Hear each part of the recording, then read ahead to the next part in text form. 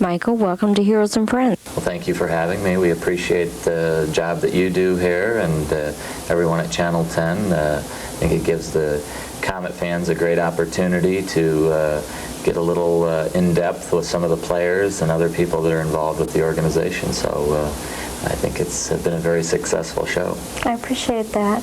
I hope the fans are enjoying learning more about the individuals versus the athlete. I think, you know, that's the one thing that nobody ever sees about a player is the fact that they're people too.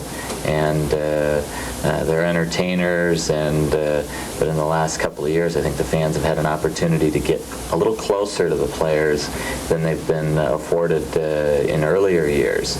And in the day of the helmets and the shields and everything out on the ice, it's kind of hard to even see what they look like. And I think now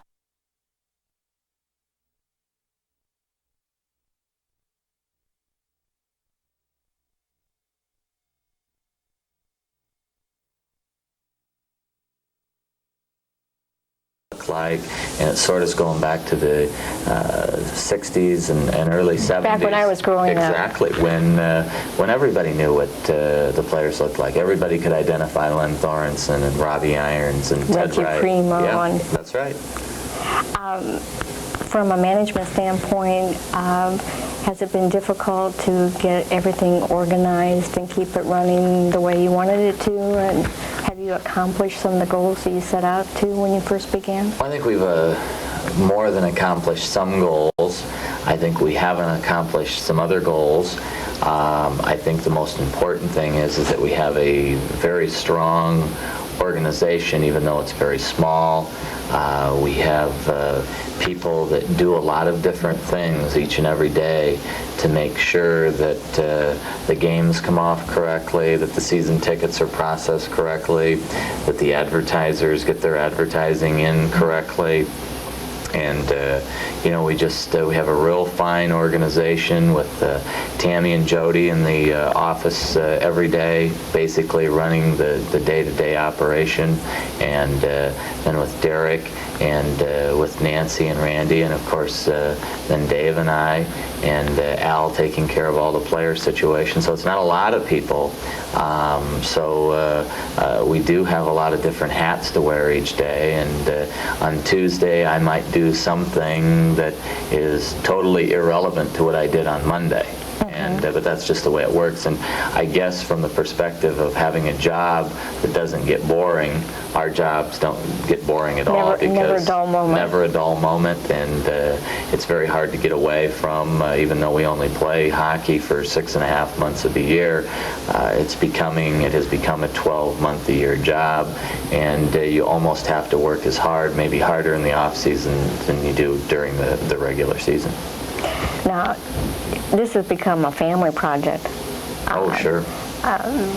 Not only from the three brothers starting it, but other brothers and cousins, yes, and nieces and nephews, and right. That have become involved in, yep, some way or another, even if it's just supporting, sure, the rest of you and giving you encouragement. Well, Steve and Dave and I, of course, were the originals in this with Tammy, my niece. And now my brothers Bill and Richard are involved with the organization. And you know, we've got a lot of family involved. It makes it nice, especially in a smaller organization. And does it make the travel and the extra long hours a little easier to handle that way? it does. It has its very much has its positives in that area, but it has a lot of negatives too.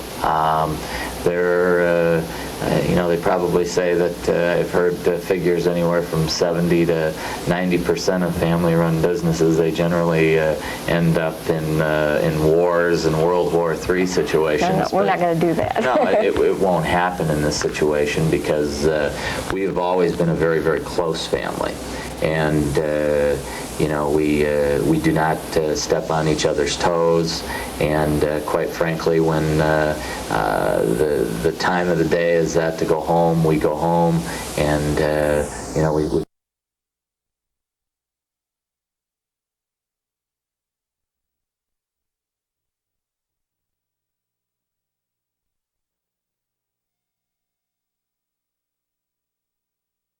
yeah, it would, and then you would have problems because then every time you get together for a family event, you'd always be talking shop, and you'd end up getting to a position where maybe you wouldn't want to see those people outside of the business. You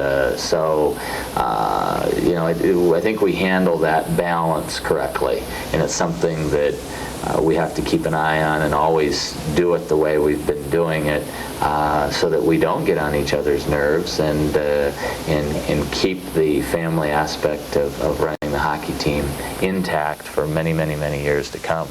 And you know, my father has become a big supporter of Komet hockey. My mom, before she passed away, was a big supporter of Komet hockey. At the games. Absolutely. Yeah. And of course, last year you dedicated the season to her. Yeah, the past season we dedicated the season to her, and will again this year. From the perspective that her initials will continue to stay on our jerseys, and that will continue until we win a Turner Cup. So if we don't win a Turner Cup for several years, you're going to see that ACF on the jerseys for a long time to come. Hopefully we'll get it off after this year. But as a tribute to her, she and my father have made a tremendous impact on all of our family members' lives, even down to the grandchildren. So it's sort of a memento to remember her by. And of course, with Dad still living and doing very, very well, he's there as a constant reminder every day. And so, you know, it works out well. I suppose in a nutshell, you say we're a very close-knit family. That's great. That's great. What I've noticed in Komet hockey since you folks have taken over, there's more of a family-oriented atmosphere, even for the fans and for the players. I really enjoy that aspect of it. I think it draws more families out. Well, I think, you know, old-time Komet hockey is the stamp that we sort of put on our administration of this hockey club when we bought the Flint franchise a couple of summers ago. And I think part of old-time Komet hockey was the family aspect. And in the 60s, the players, their wives or girlfriends or whatever, they were a very close-knit group. And you know, the organization was very close, the fans were very close to the players. And we're trying to do that again today, from the perspective that the fans, as I mentioned earlier, they're getting to know the players a little bit better, and we're trying to portray some sort of family atmosphere at the games. We've tried to create a situation where ticket prices for the kids are affordable, more affordable to bring them to the game than to have a babysitter come into the house and watch them for 3 or 4 hours. And so, you know, that aspect we've leaned heavily on in our first 2 years, and we will continue to do so. We were forced to raise the kids' ticket prices this year from $2.50 to $3, but I'm sure it'll be a while before that ever goes up any higher than that. You know, it still is a tremendous value when you figure there's about 3 hours of entertainment for $3. I don't think you're going to find that anywhere else. No, I don't think so either. And this week, you announced that you had over 3,000 season tickets sold. That is tremendous. Well, it's something that somebody asked me the other day, did you ever think that would happen? And I said, no, I never figured that we'd ever have 3,000 season tickets. I would say that, we felt that off the first year when we had about 1,100, that somewhere down the line we could double that. But it doubled the second year, and now we've added another 1,000 to it this year. So where does it stop? I don't know. Are the phones still ringing for more season tickets? Oh yeah, we're still selling season tickets, and it's amazing. It obviously makes us feel very, very good, and we hope that we continue to give that product, entertainment product, to the fans that they have enjoyed the last couple of years. And I think with what we've got coming in this year, we'll definitely have a very good team on the ice, and it'll be very, very entertaining. That's great. What would you like the fans to know about Michael Franke, the gentleman now? Oh, well, to be honest with you, not a whole heck of a lot. I'm a very private individual. Have you always been a hockey fan? Yeah, I've been a hockey fan since I was probably 3 or 4 years old. Matter of fact, my mom always used to say, Michael doesn't know any of the nursery rhymes because he was never around the house long enough for me to teach them to him.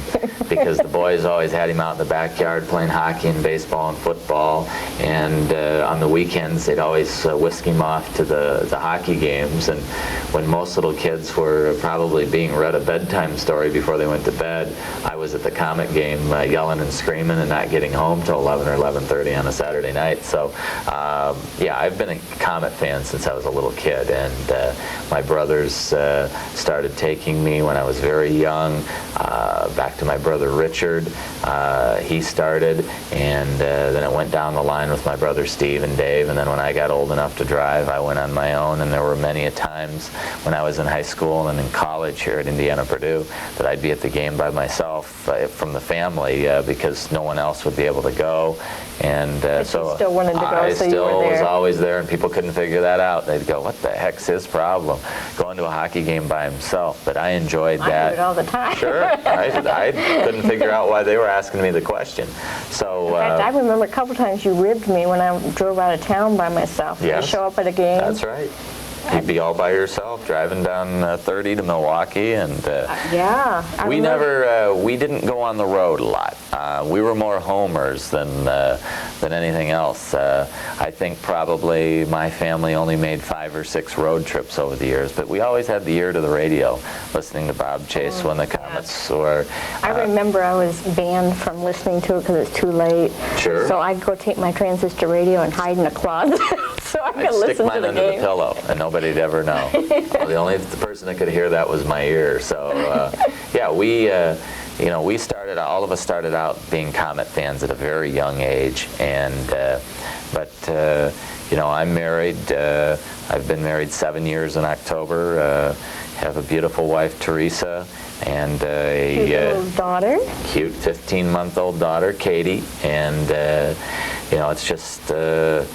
We put in a lot of hours, especially during the hockey season, and about the only free time I get is maybe on an occasional weekend when we don't have a home game and I don't go on the road with the team, and in the early evening hours before Katie goes to bed. That's real special time.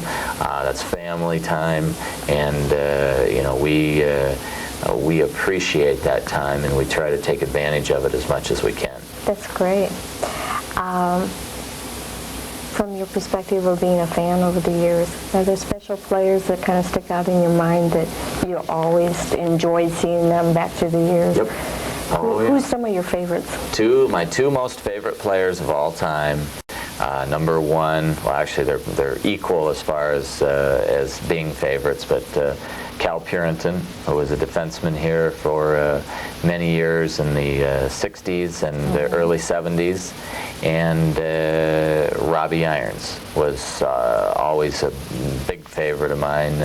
With his unusual goalie mask. I love that goalie mask. I tried to make one myself, and when I was a kid, I always liked playing goal when we played hockey, and I always wanted to be like Robbie Irons, and that's the identifiability that the players had back then that we're trying to accomplish today with our players. And those guys, for me, were heroes. and really still are today. Cal Purinson walked in our office a few weeks ago, and that was the first time I'd seen him in years, and I mean, I was like a little kid talking to him about the old stories, and I enjoy dealing with Robbie Irons over at Pepsi.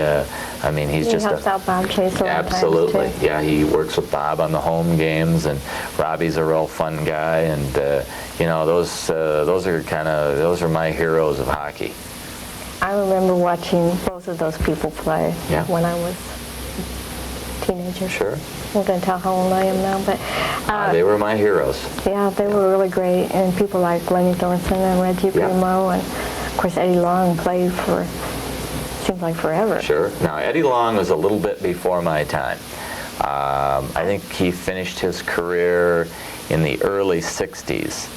And when I first started going to the games. And I really didn't start going to the games and remembering those games today till about the mid '60s. And I think he had retired by that point. With all your involvement in Komet hockey, do you get involved in watching NHL games, going to NHL games? We really haven't had the time in the last 2 years to do a lot of that. Yeah, the National Hockey League games are so exciting. I love watching the games. Follow any particular team? Yeah, I'm a big Detroit Red Wing fan. I have been my whole life. I'm all Detroit in sports. I like the Pistons in basketball, the Red Wings in hockey, the Tigers in baseball, and the Lions in football. And so I've been a Detroit fan my whole life, and we love going to the National Hockey League games. We will go to more Detroit games this year.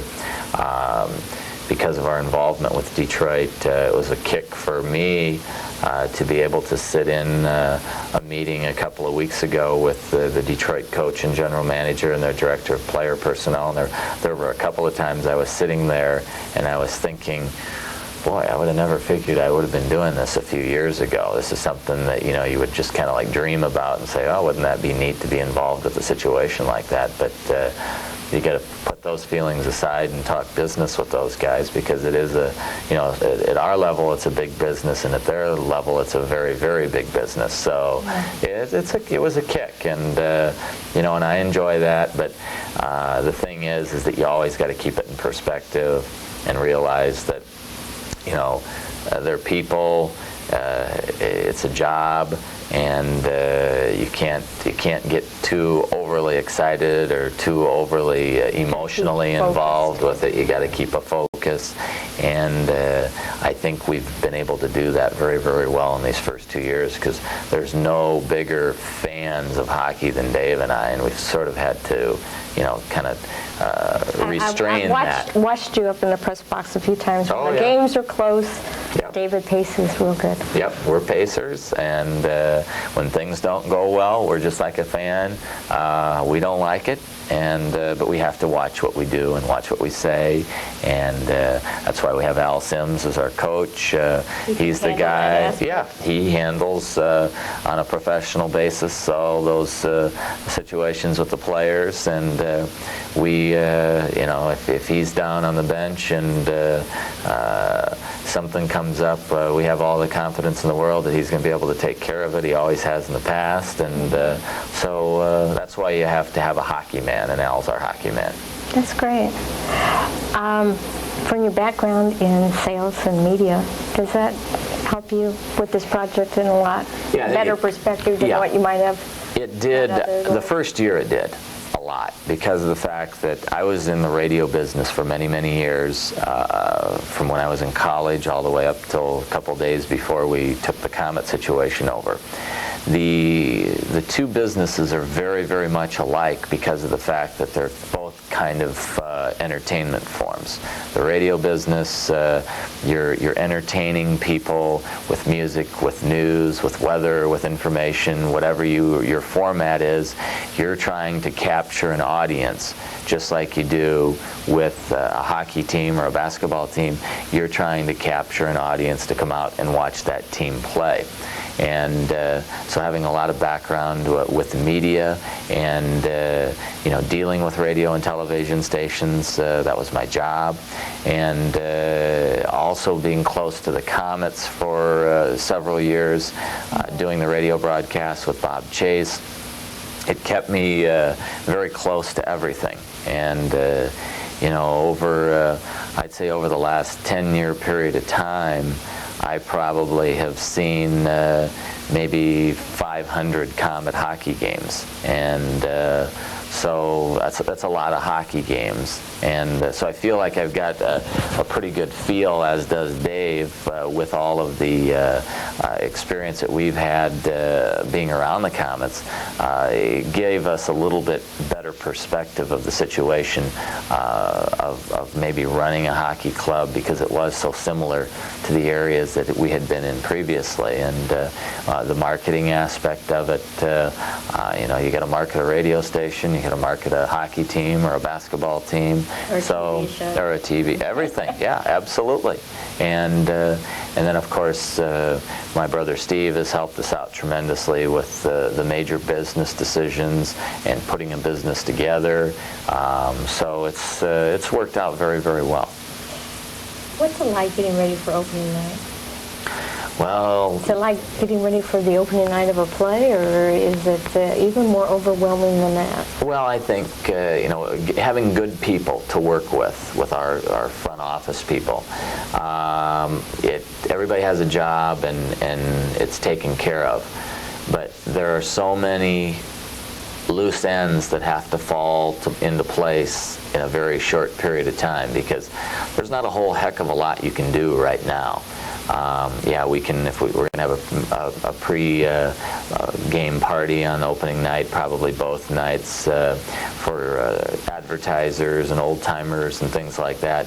That kind of stuff, you can rent rooms in the Coliseum and get a tentative list to the caterer on what kind of food you're going to need. But all of the other aspects are relatively unknown at this time, from all the players that you're going to have to how many uniforms you're going to need. We're going to get our uniforms. And we've ordered our uniforms, but are they going to get here on time? We've had some problems with that in the last couple of years because of I remember suppliers. walking into your office and you're pacing. Yeah. They're not here yet. They're not here yet. They're not here, and I put the program together.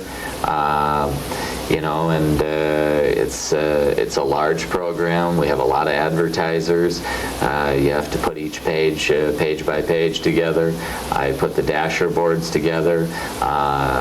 Dave takes care of all the player contracts with the coach, and they're contacting agents all the time, and sometimes it becomes very, very overwhelming. We have to get 3,100 season tickets out in the next 4 or 5 weeks to our season ticket holders, which Tammy and Jody handle all of that work. And there's a lot of work, and quite frankly, if it were to happen tomorrow, we wouldn't be ready. But it just I don't think the fans realize sometimes all the effort that's put in for that extra special night. No, that's right. There's a lot of work that goes into it, and we're very tired when that night is over.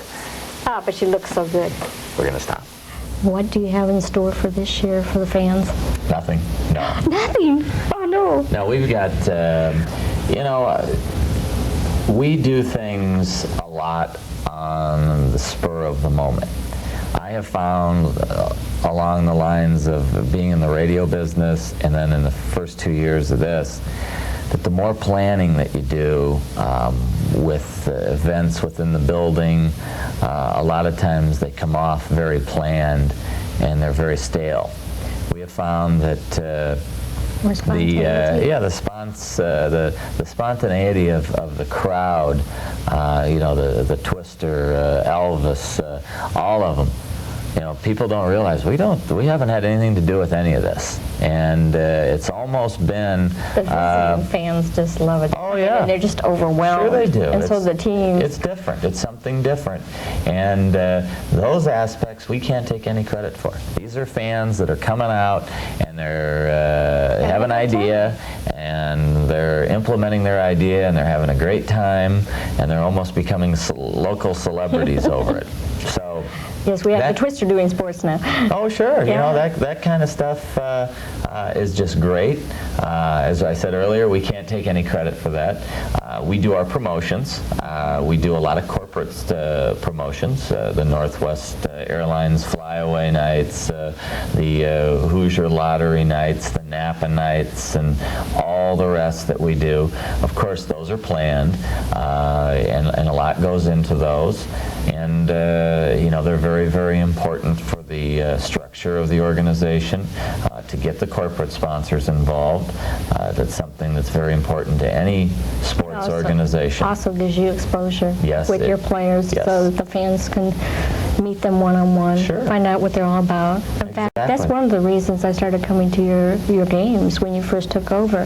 You had a little outing out at the Indiana Bar and Grill before the season started. Sure. And Brian McKee, as a matter of fact, as a player, came out and talked to me. Yeah. I was a little too intimidated at that time to go talk to them. There were a lot of things in the first 2 years. You mentioned the Indiana Grill, which is an Azars property. That's become a big. It's become sort Delta of like House our last year. Yeah, it's become like our press conference center over at the Indiana Grill. And, I saw that you had one of your press conferences. Yeah, and it's really nice to be able to tie in your advertisers with things like that. And we could not, as an organization, exist without them. We could not exist without our season ticket holders. We could not exist without our advertisers. You take either one of those two entities away from us, and we're a sunk ship.